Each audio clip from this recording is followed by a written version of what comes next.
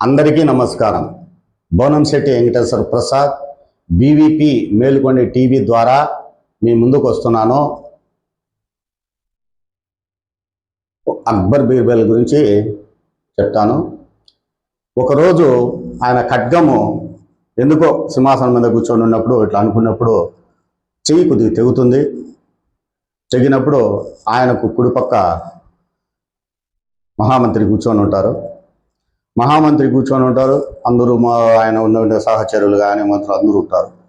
అందరూ ఉన్నప్పుడు చూసేసి, అరే రాజుకు చెయ్యి తెగిన ఇంకా తెలుసు కదా, రాజు మీద సానుభూతి, కట్టేవాళ్ళు కట్టు, వైద్యము అన్నీ చేస్తూ ఆయన మీద ఇక్కడ లేని ప్రేమ అనురాగాలన్నీ గుప్పరిస్తూ ఉంటారు. కానీ మహామంత్రి మాత్రం గమ్మన కూర్చొని చూస్తూ ఉంటాడు. ఆయన ఏది రాజముఖం చూస్తూ ఉంటాడు. వాళ్ళు చేసేటువంటి మంచి ఆయనకు మర్యాదలన్నీ చేస్తూ ఉంటారు కదా. రాజు కదా ఆ మాత్రం చేయాలి కదా, ఆయనకు చేయకపోతే ఆయన దగ్గర గొప్పలు అనిపించుకోవాలి కదా.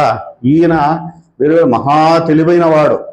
మంత్రులలో వీళ్ళిద్దరు అనమాట, కృష్ణదేవరాయలకు తిమ్మరసేటను, ఈ అక్బర్ కూడా ఈయన అంత తెలివైన వాడు. అందుకే లేదు స్వర్ణయుగం అంటారు వీళ్ళు. అంతా అయినాక ఇవన్నీ వీళ్ళు చేసేది చూస్తూ ఒక పక్క కన్నేస్తాడు రాజు మహామంత్రి మీద. మహామంత్రి మాత్రం నమ్మన ఆయన రాజు చూసినప్పుడు రాజు కళ్ళకి ఎదురు చూడకూడదు కాబట్టి ఆయన చూసినప్పుడు ఆయన టమలుకుంటాడు. మళ్ళీ ఆయన వాళ్ళ దిక్కు అది చూస్తా ఇట్లా ఉన్నప్పుడు అంతా చూస్తాడు.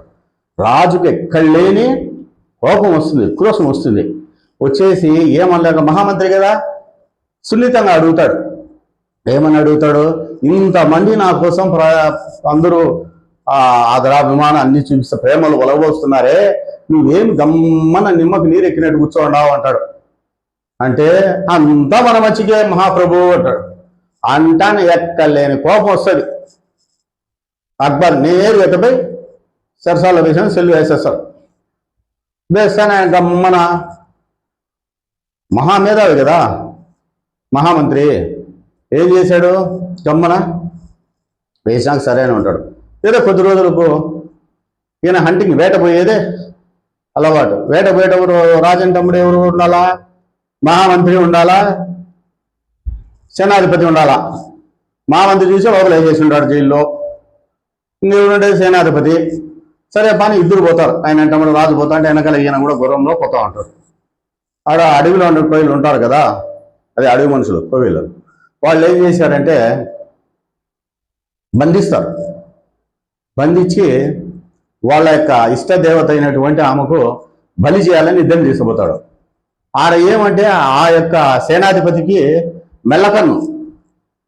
వాళ్ళు ఏమంటే ఆ దేవతకు బలి ఇవ్వాలంటే